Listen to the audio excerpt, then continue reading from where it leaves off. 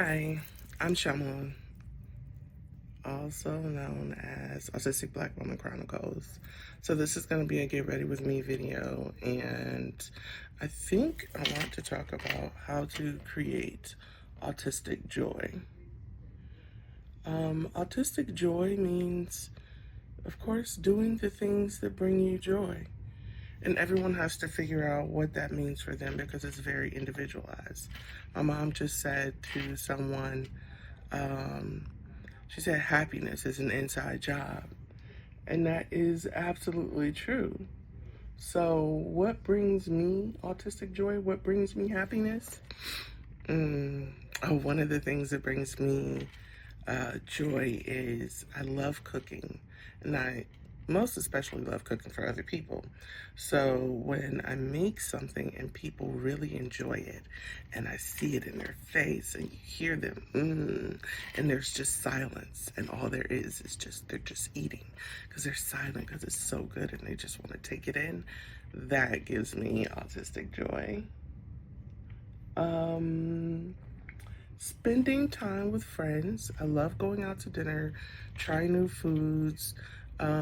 I love foods from around the world, from Vietnamese to Indian. Like, I could never stop eating Indian food. I never get tired of Indian food. I also make Indian food. So I made my mom bangan masala, which is okra. And the way that they make okra in Indian cooking is you wash the okra and then you pat it dry and you let it air dry completely. And then you cut it in like 1/2 inch to 3/4 of an inch sizes.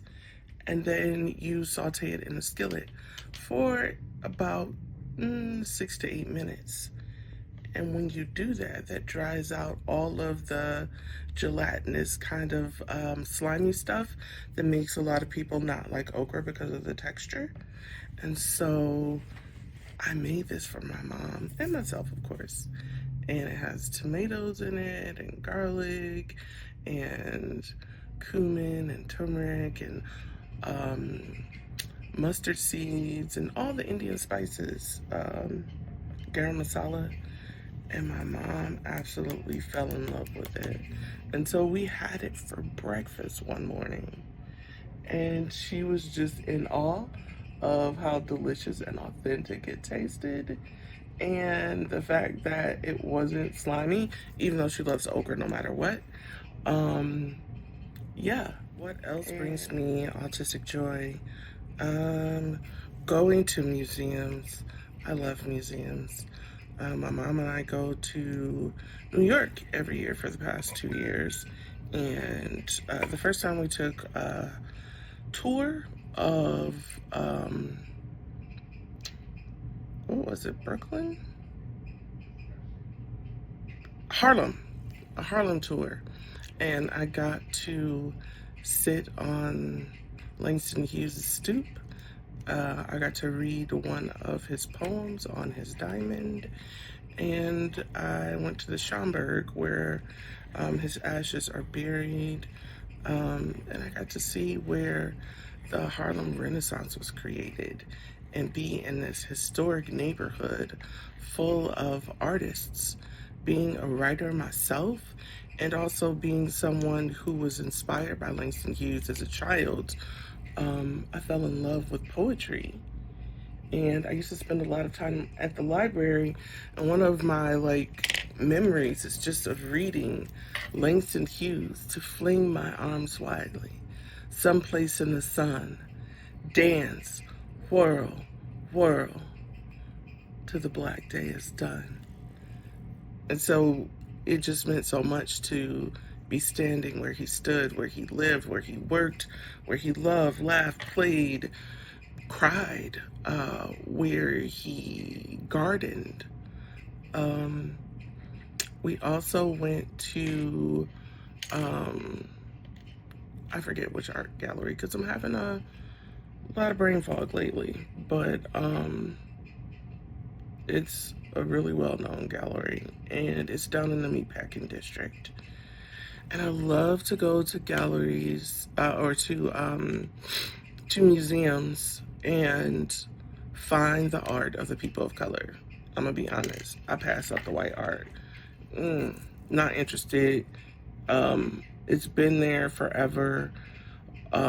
We've seen it, and now we're getting far more exposure to Black art, and that just brings me joy. Black art, Native American art, art from Egypt, from Benin, from all over the world of people of color. One of the galleries I went to, there was galleries. I keep saying that it was a freaking museum. There was this. It was the last week, I think, of this exhibit of this Japanese artist, and he had this technique that when he sculpted and he fired the sculptures, it created what looked like silvery raindrops that remained on the sculpture after it was finished. And it's a technique that is passed down in his family. No one else knows this technique. And it is something radiant and glorious that just brings something to these pieces. That's something, I've never seen before, because obviously it's a sacred secret family technique, and it just adds this beauty and this mystery to his sculptures and to his reliefs, because he also did bust reliefs of himself. Yeah, Toronto, my daughter and I went to see the Lord of the Rings, the Two Towers, played by the symphony.